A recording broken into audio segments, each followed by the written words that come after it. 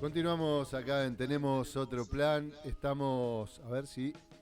espéreme. Acá vamos a acomodar. Ahí está. Teníamos, como le decíamos, muchas ganas de tomar este tema que abrimos hoy, que lo vamos a encarar durante toda la semana. A pedido de algunos oyentes también que nos decían, nos gustaría profundizar en la semana y ir retomando. Venimos haciendo ese hilo entre la construcción de ese yo moderno, de ese hombre libre tan peligroso que nos llevó a un momento irreflexivo como el que vivimos hoy a partir de ese concepto y de esa idea de libertad. Y que bueno, esta semana lo hemos hecho, decía lateralmente muchas veces, vamos a encarar de lleno esta idea, este título que también nos proponía la entrevistada y que nos propusimos encararlo de manera más definitiva, que tiene que ver con la manipulación de las emociones. Algo clave, sin poder encararlo, sin poder descubrir algunas aristas de cómo se produce esa manipulación. De hecho, hoy eh, las escuelas, los institutos, las universidades producen mucho conocimiento en relación a esto. Y bueno, teníamos ganas de charlar con ella, que se está metiendo de lleno, mucho más que nosotros, en esta temática. Es Marina Yao, es doctora en Ciencias Políticas, licenciada en Psicología, bueno, amiga de esta casa. Además, Marina, un gustazo que estés acá en Tenemos Otro Plan. Hola Fede, ¿cómo andas? ¿Me escuchan bien? Te escuchamos bárbaro, como nunca. Bueno, me alegro. La Sí, la entrevista, verdad sí. que la conectividad acompaña por acá por el norte sorprendentemente, así que Sí, contenta también no, por nos eso. llama la atención porque está en Jujuy, está en Tilcara, ¿no? En este momento. Sí, Sí, exactamente. bueno, lo que Así que menos bueno. esperaríamos es que sea la mejor comunicación que hemos tenido hasta el momento, incluso en el audio. Marina, bueno, es un tema que estamos abriendo, lo hemos, insisto, lateralmente, permanentemente lo estamos trayendo porque es inevitable para entender la realidad actual si no nos metemos en ver cómo, de qué manera se produce la manipulación de las emociones. Yo empezaría por esta idea del hombre libre que venimos explorando como trampa, como anzuelo de la modernidad en las últimas semanas.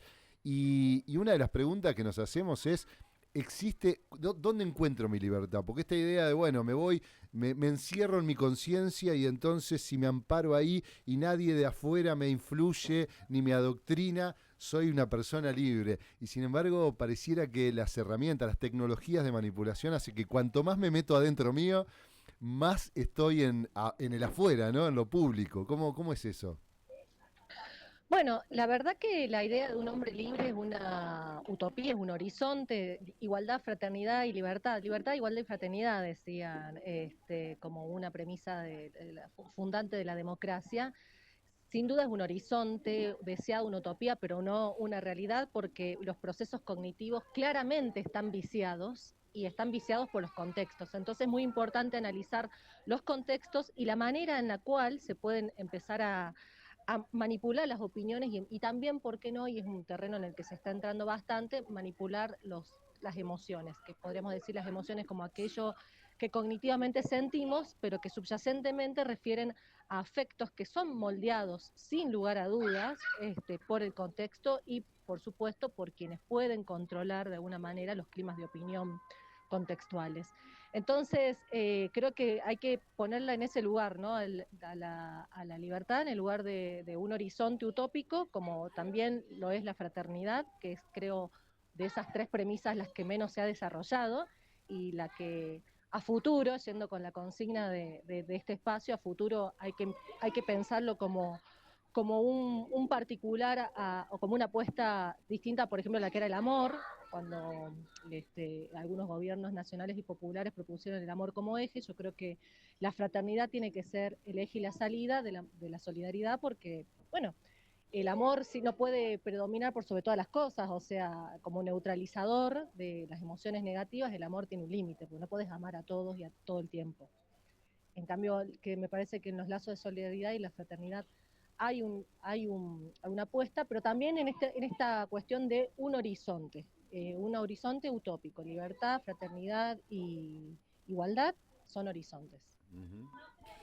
Ahí mencionaste ya algo que también era parte de lo provocador que conversábamos. Bueno, ¿cuáles eran los límites de esa actitud de el amor vence al odio como frase que podría ponerse como paradigma mientras iba creciendo, a veces de manera imperceptible, a veces alertada por algunos pensadores, autores, analistas, pero que difícilmente podíamos digamos, la academia al menos podía descubrir que era que se iba construyendo un resentimiento, un odio. Debe haber diferencias también, ¿no? Entre odio Sí. y otras sensaciones. ¿Qué es lo que está fluyendo hoy por debajo en la sociedad en el plano de las emociones? A ver, el estudio de las emociones es bien difícil, ¿no? Porque ¿cómo ailás una emoción de otra? ¿Dónde termina la ira y dónde empieza el odio, por ejemplo? ¿Cómo las separás? ¿Cómo podés metodológicamente abordarlas también si somos sujetos que también las sentimos?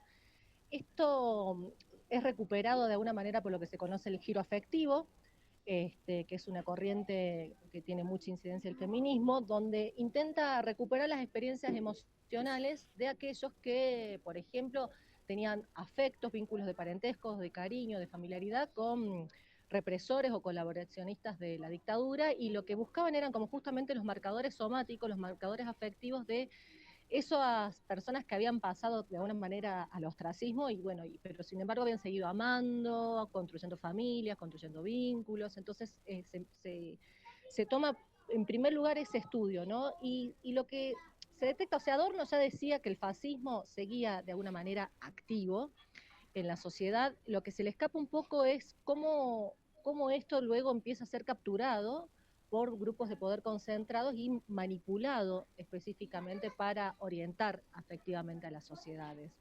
Yo creo que la apuesta del amor era una advertencia. No hay, creo, de peor autocrítica que se pueda hacer hoy el progresismo o los sectores nacionales y populares que decir, bueno, dijiste que me amabas. Sería como la peor de la autocrítica, ¿no? Decir, che, dijiste que me amaba y resulta que no. Eh, caeríamos muy bajos si empezamos a reclamarle eso a los procesos políticos que hemos vivido durante las décadas pasadas o recientemente. Me parece que la línea del amor tenía un componente sobre todo de advertencia, de, como decís vos, de que algo se estaba gestando. Y eso que se estaba gestando efectivamente resultó muy imperceptible para las personas, porque de alguna forma está fallando en la capacidad, y esto es algo que plantea muy bien Eva Ailuz en este libro sobre la vida emocional de los populismos, que habla de los populismos de derecha, ¿no? Es que de alguna forma la capacidad de poder comprender la cadena de causas que explican tu situación actual estuviera afectada, ¿no? Es como que las personas no pudieran identificar correctamente cuáles son las causas de sus pérdidas o qué es exactamente lo que pone en riesgo, ¿no? Sus privilegios. Y ahí me parece que hay un núcleo interesante a pensar, que tienen que ver con la explicación de por qué estamos como estamos y el miedo a la movilidad descendente, ¿no? O sea, hay luz y sigue la línea de Adorno, trabaja más que nada con las clases medias, o con lo que Adorno decía las burguesías, y tomaba como el miedo a ser desclasado, a perder algunos privilegios, operaba de alguna manera como una especie de proceso cognitivo protofascista, ¿no? Entonces, por eso él dice el fascismo sigue activo, porque sigue en ese miedo a perder lo que tenés. Y en ese razonamiento faltan evidentemente explicaciones claras, ¿no? O sea, hay algo que no está razonando bien, y no porque sean incapaces de razonar, sino porque claramente hay forjados intereses falsos por sobre los intereses verdaderos, ¿no? Entonces las personas en su análisis, por ejemplo, ¿por qué perdí mi trabajo? Bueno, ahí hay que hacerte una cadena de consecuencias y seguir con el problema y llegar al núcleo conflictivo no es una tarea tan fácil para el intelecto. Se aparecen explicaciones sencillas, explicaciones banales, explicaciones de superficie, bueno, ahí claramente pueden aparecer también lo que se llaman las ideologías viciadas, que lo propone Stanley, que no es el de los termos, es otro Stanley, que es esta idea de que los grupos de poder privan a determinados grupos de poder conocer sus propios estados mentales, ¿no? De poder tener insight eh, y ocultan sistemáticamente también las causas de la situación que explicarían la situación en la que se encuentran. Las causas de sus pérdidas, dice Stanley, ¿no? Entonces me parece que de alguna forma el crecimiento, ¿no? de este mensaje de que el amor vence al odio, que era una advertencia, hoy lo podemos ver como una advertencia, no tendríamos que verlo como un reclamo de amor, porque por supuesto que no se puede, lo que dije al principio, no se puede amar a todos todo el tiempo. Lo que estaba señalando es que había una operación subterticia que claramente estaba trastocando, ¿no?, los intereses, generando o ponderando por ahí, priorizando intereses falsos o intereses de todo caso no tan verdaderamente necesarios para esa población por sobre los que verdaderamente son necesarios, ¿no? Y tenemos ejemplo de eso, Fede, a Rolete. A Rolete. Sí. O sea, a veces estamos discutiendo si Conan está vivo o está muerto y no estamos discutiendo el Rigi, ¿no? Ahí tenés un claro ejemplo cómo la agenda va ponderando, ¿no? Hay una clase claramente política que ha sofisticado mucho su capacidad de manipular la opinión creando rumores. Y con la creación de rumores, de alguna manera lo que ocultan son las discusiones que verdaderamente deberíamos tener, ¿no? Ahora instalaron, no, me acordé de esto porque justo es muy coyuntural tal vez, pero no lo es, obviamente, es un signo. Instalaron esto de como una moda que es la de reducir gastos superfluos por un año. Hay como un desafío, una especie de desafío TikTok, pero que salen los grandes medios de comunicación, de desafíate a sacar ese cafecito que te tomabas, a, bueno, esos lujitos o superfluos que no son lo básico para enfrentar la crisis, ¿no? Internalizando un conflicto claramente público y un conflicto nacional, pero también global.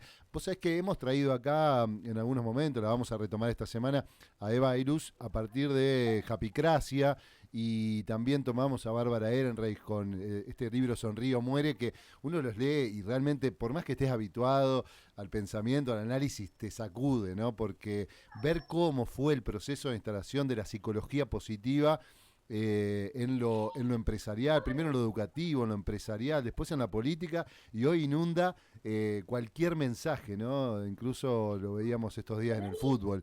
Pero bueno, cualquier persona desempleada, y a las pruebas me remito, cuando va a LinkedIn a ofrecer sus servicios o a intentar establecer una red de apoyo, de trabajo para negocios o proyectos, se encuentra en realidad con un hervidero de frases de la psicología positiva que no hacen más que responsabilizarte por tu situación, ¿no? De decir, bueno, no me esmeré lo suficiente, no vibré lo suficientemente alto, y es muy fuerte porque de alguna manera el mensaje de la red te termina captando que en algo fallaste vos, y siempre la responsabilidad subjetiva, no digo que no sea importante la responsabilidad subjetiva, por supuesto, es importante, pero tiene que ser en el plano de una rectificación, donde uno pueda dar cuenta de cuál es su síntoma respecto a el trabajo, el futuro, la familia y esos grandes reales, vamos a decirlo en términos lacanianos, que se nos manifiestan y que los aprendemos como podemos cada uno, ¿no? Ahí tiene que haber una rectificación subjetiva, pero otra cosa es culpar al sujeto al 100% de su propia situación y borrar que hay un contexto que significa las situaciones, ¿no? Si vos publicas, por ejemplo, recién nombré una red, pero en cualquier red, que tu situación laboral está vinculada a una causa política, es muy, muy probable que eso sea menos viral a que se haces una mea culpa, ¿no?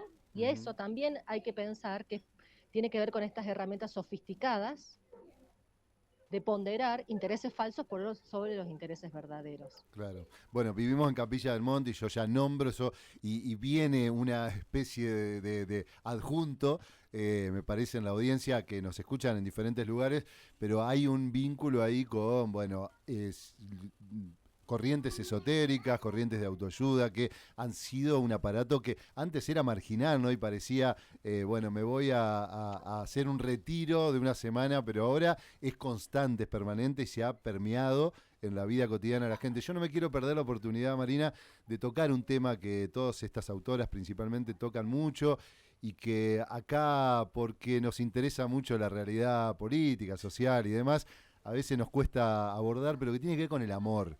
Y cómo nos está cambiando la manera de percibir el amor, de vincularnos románticamente o amorosamente con otros a partir de esta manipulación de las emociones.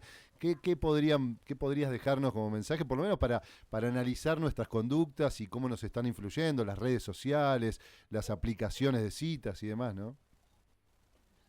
El amor se está volviendo sin dudas una mercancía, como parte de un paliativo al mercado de la crueldad. Mientras más crecen estas ofertas de encontrar un amor inmediato, un amor espontáneo, un amor mágico, es porque también del otro lado hay una contrapartida.